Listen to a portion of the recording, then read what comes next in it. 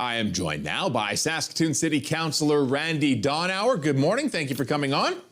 Good morning, Jeremy. No problem at all. All right, let's get right into it. Council met last week on the topic of, it's being called a homeless hub, a navigation hub, one-stop shop of sorts for those who might require a range of services related to homelessness. I guess an update. How's that coming along? Yeah, so we've got a significant homeless issue in Saskatoon, and what our administration identified is that there's a reason some people are homeless. They might have capacity issues in navigating through things like getting ID, signing up for rent, that sort of thing. And that there's not really one place that people can go to access the services they need help. And so they've identified that some of the other cities in Western Canada, namely Calgary and Edmonton, have a hub where it's kind of like a service provider usually operates it, and they help direct people, help get you ID so you can get social services, help get you social services so you can get a home, get a health card, those sort of things. And so the administration brought us a proposal yesterday. We talked about it in detail.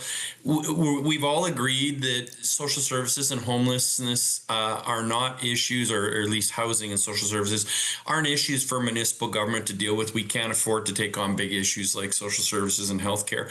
So this is something we're going to need help from other orders of government on. So we told our administration, come back with a plan, come back with a funding proposal, come back with a proposed location.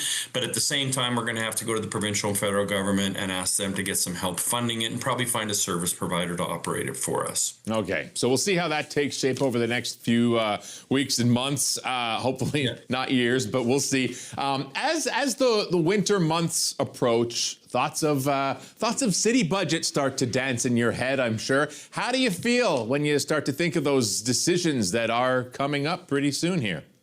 A little bit anxious, to be honest with you. Administration, a year or two ago brought in a very large ask, and it took a lot of work for us to bring their budget down to what even some people would call a reasonable number. And we're in that situation again. We do a 2-year budget cycle, and administration is asking for 10% next year.